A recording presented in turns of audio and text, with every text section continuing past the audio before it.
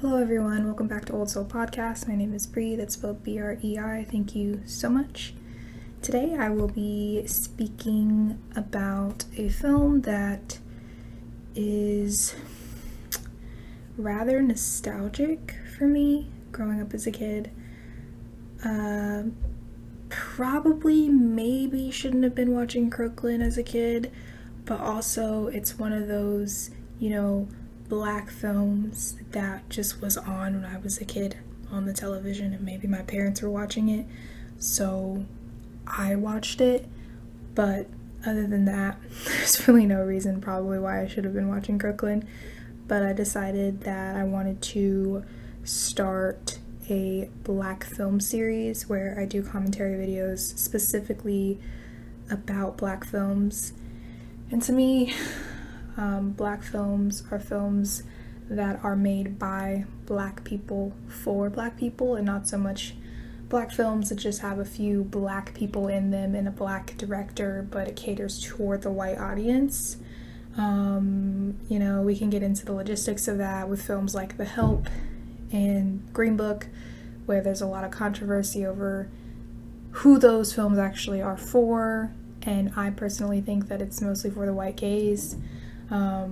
And so when I decide to do commentary videos about black films, I'm picking ones that I feel like that were made for black people, by black people, with black actors. And I will start off saying that I think a lot of the black films that I speak about are probably going to be black American films, just because that's all that I've really been exposed to as a black American in America. And I only ever really talk about films that are film that I do for the black film series. And that film is, I've already mentioned it, but Crooklyn, released in 1994. It has a 115-minute runtime, rated PG-13, and it's in the genre of comedy and drama. The director of Crooklyn is Spike Lee, because what is black American film if not including Spike Lee? The summary on IMDB is Spike Lee's vibrant, semi-autobiographical portrait of a school teacher, her stubborn jazz musician husband, and their 5 kids living in Brooklyn in 1973. Okay. So, sorry, I will be looking at my notes quite a few times here. I, again, chose Crooklyn because it feels like a coming-of-age story, and is a coming-of-age story, I think, after watching it again after so long. I haven't seen it in forever, and so I recently watched it, so I don't know roughly the time frame of when I didn't watch it, but it had to be like years upon years upon years. And I realized just how coming of age it was, but it didn't always stay with the child perspective. There are definitely moments where we got to look into the lens of the parents. And I'm just gonna sort of do a summary from the ideas that I break down. So I will start. The film does this great intro sequence where there's a boy on a balcony outside in Brooklyn, right? And he's like, on your mark, get set, go. And then the camera follows down from the balcony and shows these 2, 3, 4 boys running, racing. Obviously, he was, counting out so that they could start racing. And then we see kids doing jump rope and hopscotch, all the childlike things outside, living, probably summer, and you get a glimpse of the personalities, the neighbors, so on and so forth. Based on the film, and if this really is an autobiographical take of Spike Lee's childhood, we get predominantly black neighborhood in Brooklyn, but we do have elements, some white neighbors, some Latinx neighbors, however they identify. We do get more eccentric characters, more typical masculine characters, the whole nine, which is really interesting. And you can see how Spike Lee really is intentional on showing each element. I do think, I will point it out here, sometimes when we have like a character who it seems like he's probably identifies as homosexual, he's called Tony Eyes, there is homophobia very blatantly in the film, and I don't appreciate it. I think they do sort of like this weird redemption take in the film where they sort of get along. There's like this little ongoing battle between one of the neighbors and the main family that Troy, the main character, is in, which I'll get more into, but I'm branching out here, not really in order, just because I want to talk about it. And anyway, they don't treat him very nicely outside of the fact that he has like a ton of cats, and there's like a scene where they show a close-up of his sofa and it's like ripped to shreds. And it's just a lot going on. There's like this dispute over the kids throwing garbage in his lawn and so on and so forth. My point is that they can dislike him without being homophobic, and it's just so annoying to see on screen. And I don't care if it was made in the 1990s. Like, let's get that shit out of here. So I'm just gonna bring that up. That's one negative thing that I didn't really like about the film. There's also this take on the glue sniffers, who literally, I think Spike Lee, did he play one of these characters? So the glue sniffers, they like put bags over their mouth and glue so they can get high, whatever. They're broke, they're always bothering the kids about money so they can do drugs or whatever the fuck they're doing. I don't really think they're that important, but maybe if this was like a normal thing in Brooklyn in the 1970s and he just wanted to put it in there, okay. I feel like sometimes they terrorized those kids. They were kind of bullies, and I could have gone without them being in the film. I do want to say that there was like a few shots that they were in that were really good. There's this sort of dream state scene in which Troy, our main character, who's a young girl, is running from them, probably because they really do harass the kids in real fucking life. But they were like chasing her and she's running from them. I don't know if she's running from them or she was on a bike, but either way, I think she starts to like float away from them, and the dream's hazy and dark, and there's a dark street, and I just think it's really interesting how Spike Lee decided to make her nightmare obviously very unrealistic, because that's sort of how dreams are, but it felt very much like a dream, and then changing into probably a nightmare for Troy from her perspective. And then there's another shot with them where they're getting high, and it seems like, and to sort of, I guess, project that on the screen, there's a moment where Spike Lee decides to flip the screen upside down, and they're sort of upside down within the frame, which is really interesting. I don't know why he did it, but I think it looks cool, and it's sort of untraditional for films. I thought it was amazing.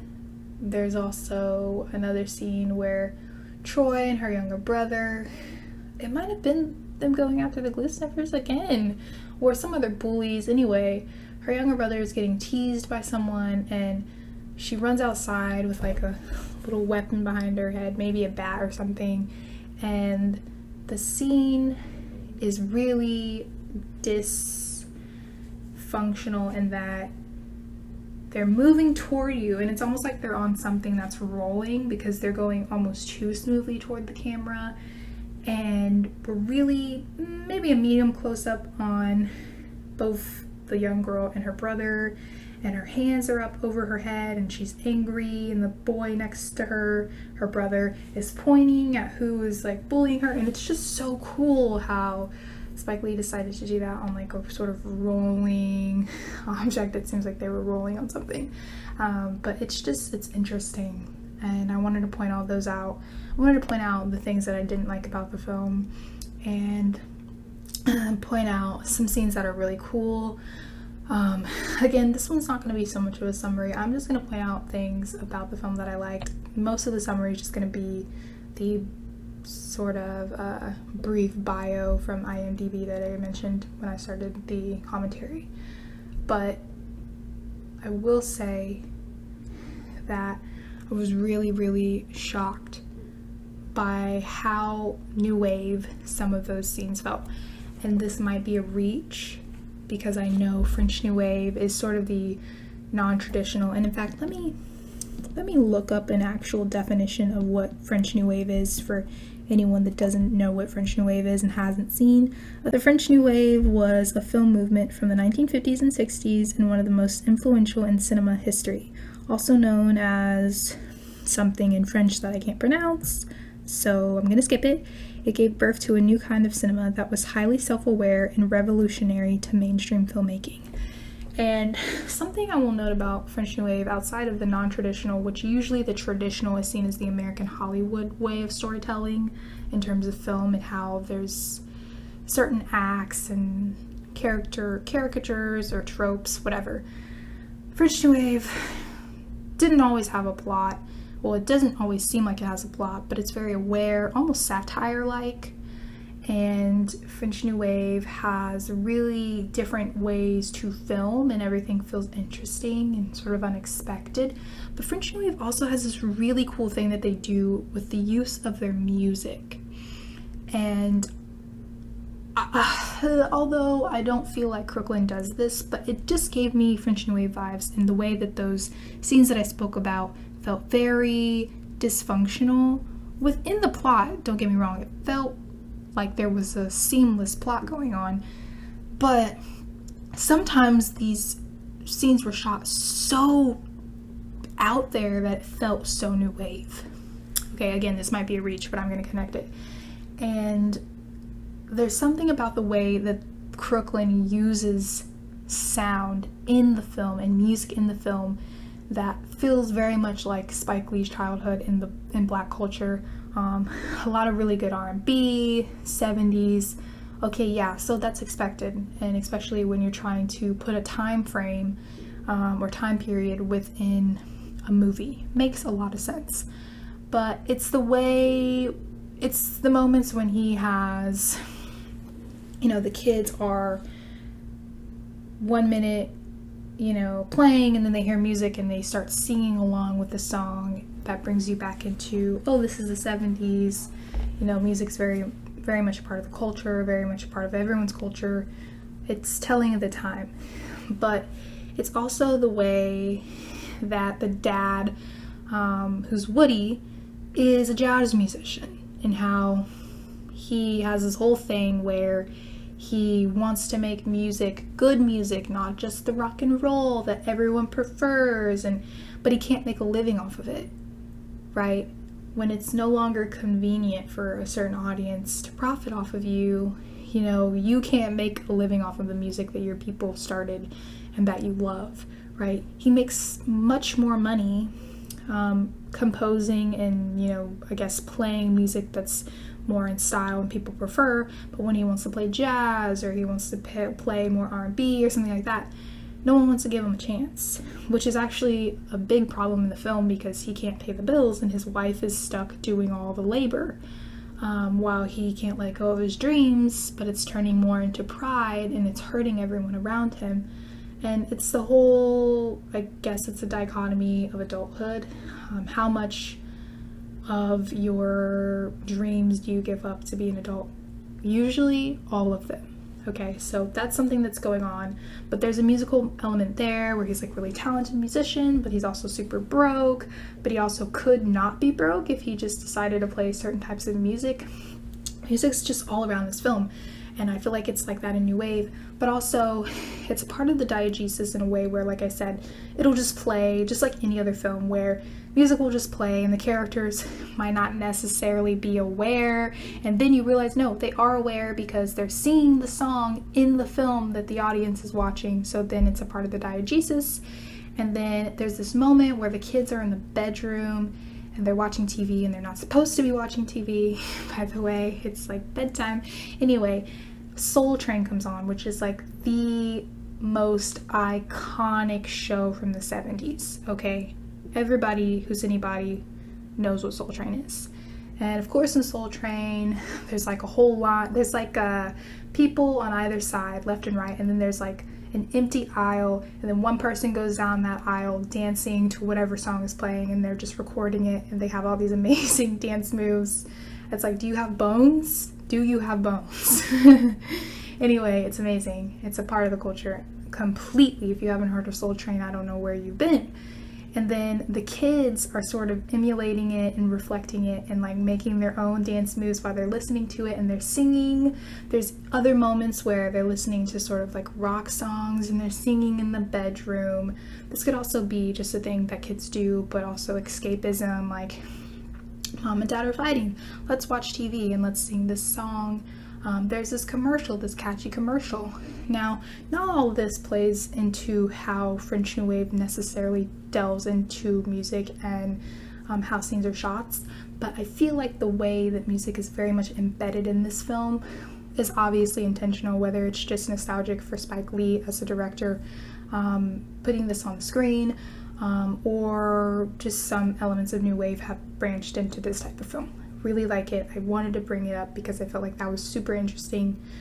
So I talked about the dad. I guess I should say overall, it's this getting into summer or like late, maybe spring, and there's a young girl named Joie. She's the main character. I think she's the main character, even though it branches off in perspective. Joie is the only daughter in a family of 5 children. But a family of like 7, 2 parents, mom and dad, Caroline and Woody. And there's Joie, the only girl main character, and then her like other brothers. One brother is older than her, and I think the other 3 are younger than her, or right at the same age a little bit. One of them is very clearly the baby.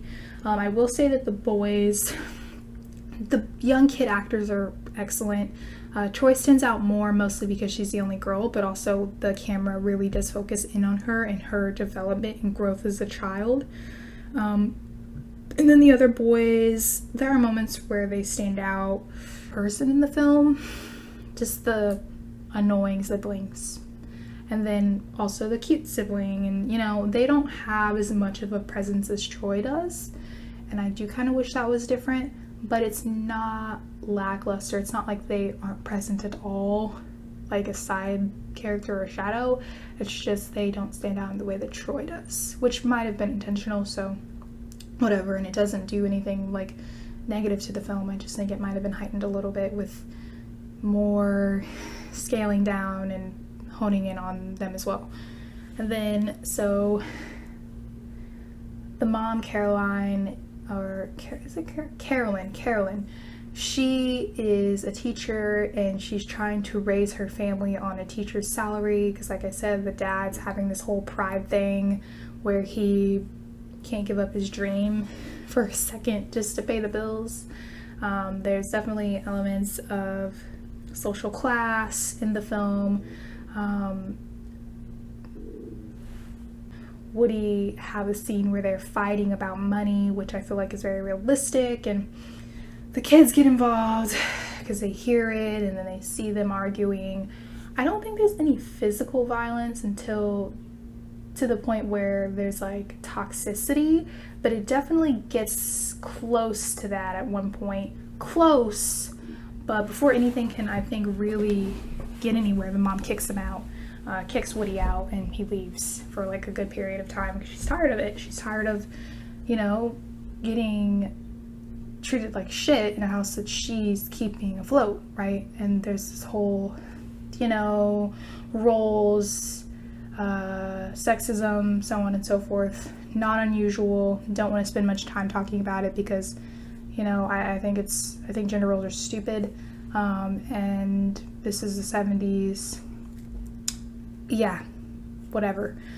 But I do think it's really cool that the mom really like takes on this thing and really tries to make the most just to help herself and her kids, even though she shouldn't have to do that. but she also doesn't take on this trope of I'm the strong black woman, no matter what, I can take it all, because no, that's definitely not what happens here. And she is strong in the sense that, like, she's like, you know what, you're gonna treat me like crap, then you can get the fuck out of my house, right? But I'm also gonna take care of my babies because I'm their parent and that's my job.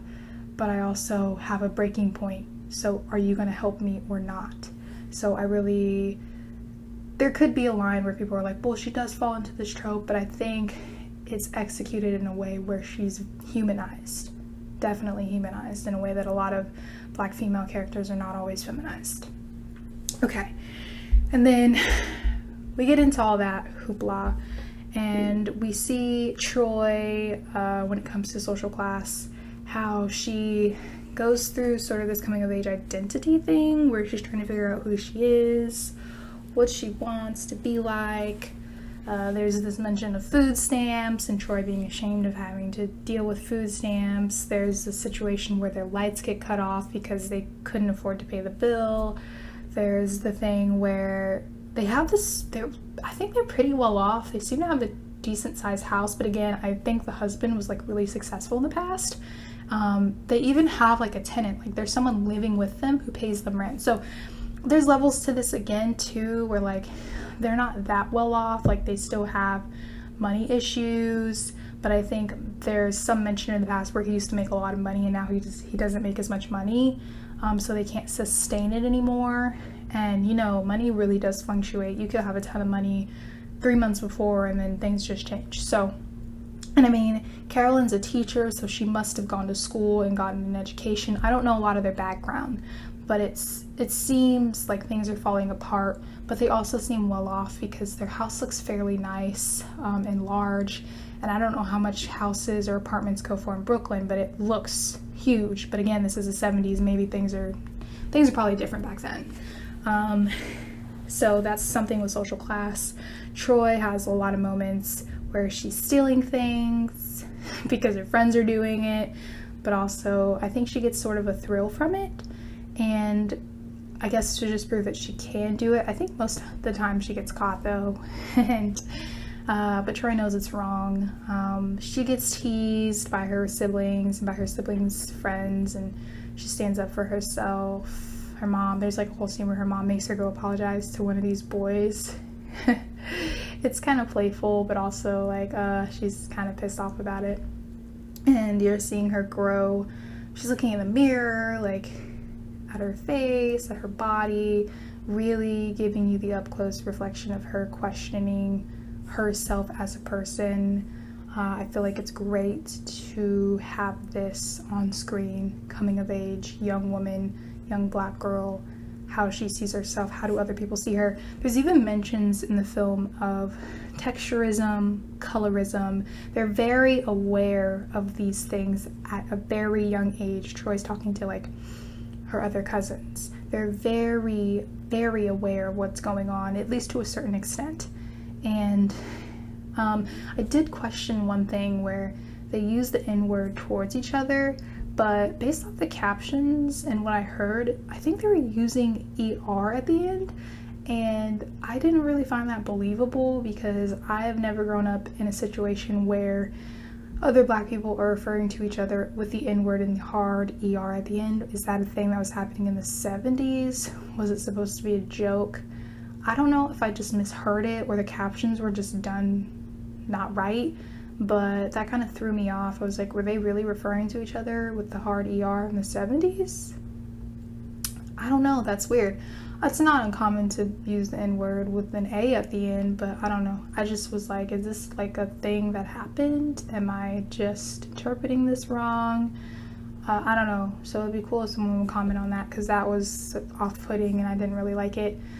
I have this thing where, like, you know, if you're black and you want to refer to you want to use the N-word, most people usually use it with an A at the end, sort of reclaiming the word. You know, that's your prerogative. You're black, you should be able to do whatever you want with the word that you're reclaiming.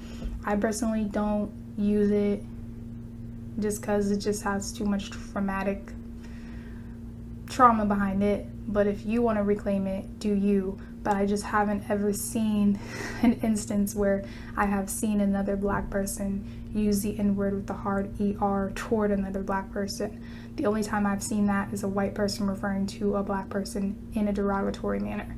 So I want some clarification on that. I felt a little weird about that, but it was still within the community.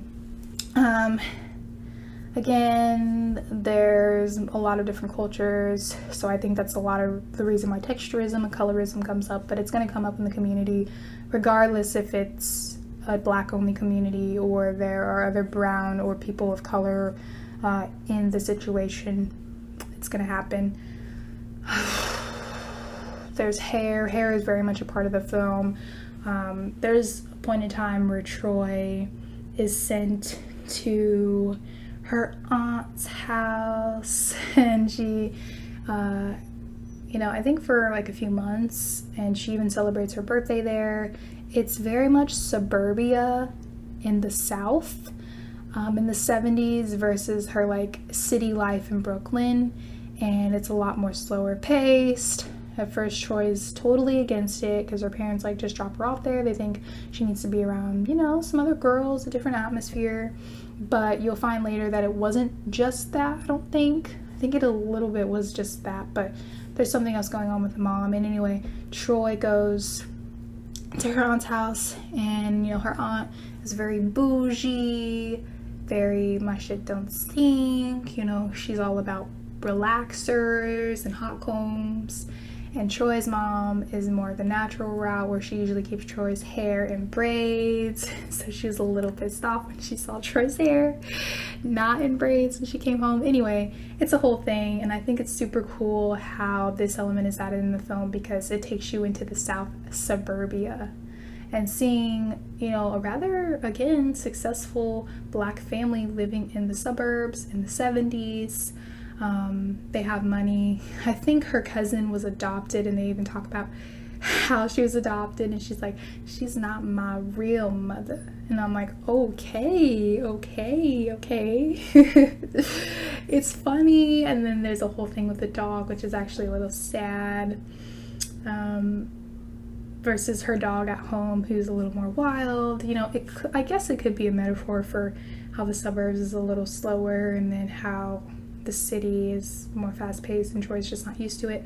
But I do think that when things like this are put onto children, their environment changes, they change with it, and usually reject it at first unless they're just used to that scenario or the people there. I don't think she's super close to her aunt at this point until a little later, but even in the end she's just ready to go home. And I think her uncle, who is the brother of Woody and who actually helps the family out a lot when they're like low on cash and stuff, he jumps in and like they go pick her up, and we get this really sad realization that her mom is sick, and that crash happens really quickly. But even before this, you don't really see it coming. You knew they were having money problems. You knew that the mom actually wanted Troy to go somewhere for the summer for a while. That's why I'm not entirely sure if it was because of what happens to the mom or not. But again, Troy is this like one girl in this family of boys besides her mom, who's rather young. She looks like she's probably in elementary school, maybe about to be in middle school, living life as a kid, which isn't always easy, and having all these things going on, and then putting her in the suburbs and how that affects her and how she changes and how she rejects it. It's so coming of age that I don't know what else to say about it. It's great. It's beautiful. I didn't realize how much it was like young adult, middle grade.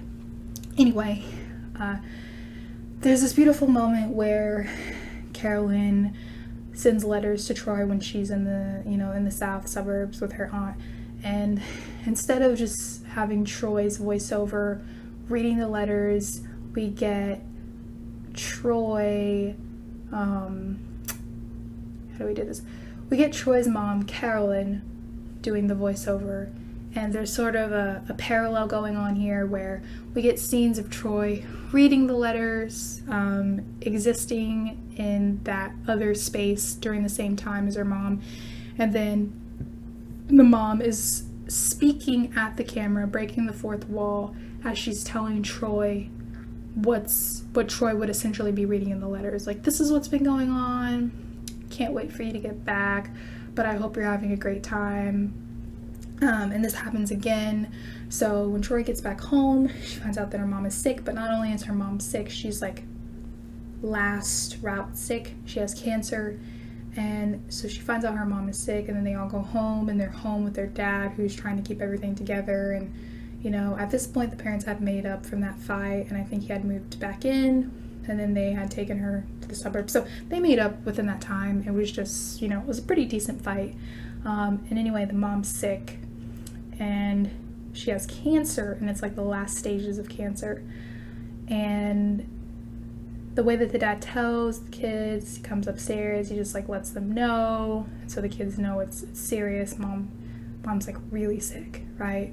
And so the realization for young children, again, when Black films are made by Black people with Black cast for a Black audience, you finally get to see Black characters not just being, you know, workers, laborers, and dehumanized. You see them as human beings. Crooklyn does this very well, right? So these kids are obviously taken aback, like, what? You know, one minute mom's just sick, one minute mom's in the hospital, now one minute mom's like dying. You know, that's scary for children.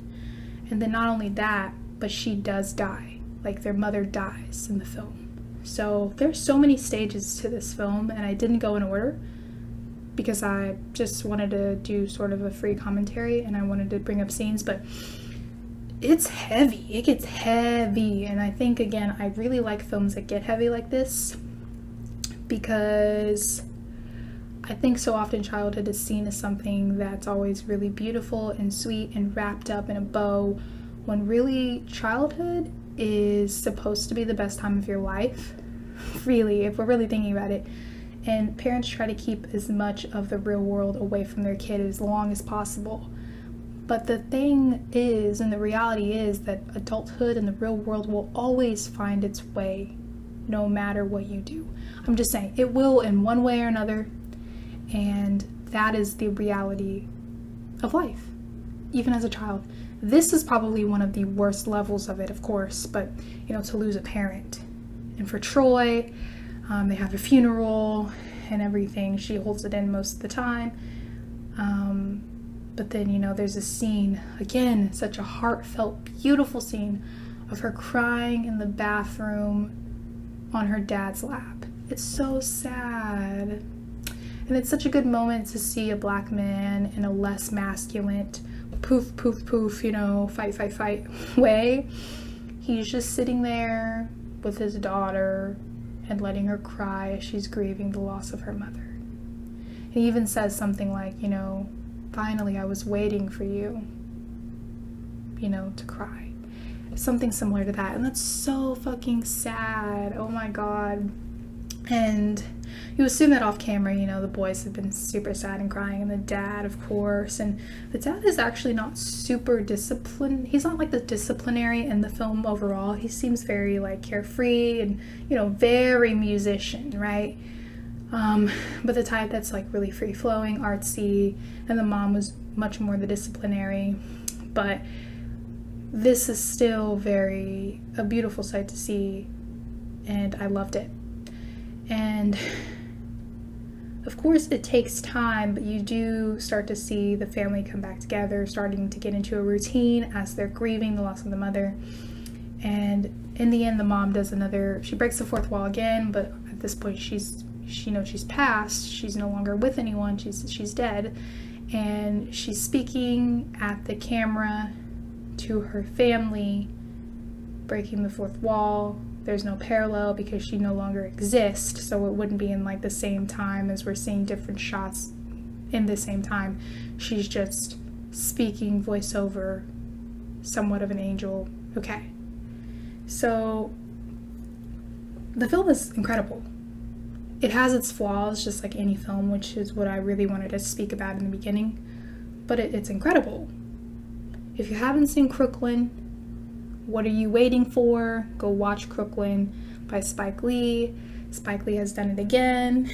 I'll probably have a lot of Spike Lee films for the Black Film series. Because like I said, he is a lot of Black film. And Crooklyn is one of those staples that I would put down as a Black film classic. And I don't think there was any other way to start the Black film series. Starting it with Crooklyn, with it being very coming of age and summer vibes, it's definitely worth the watch, and I will leave you with that. Thanks.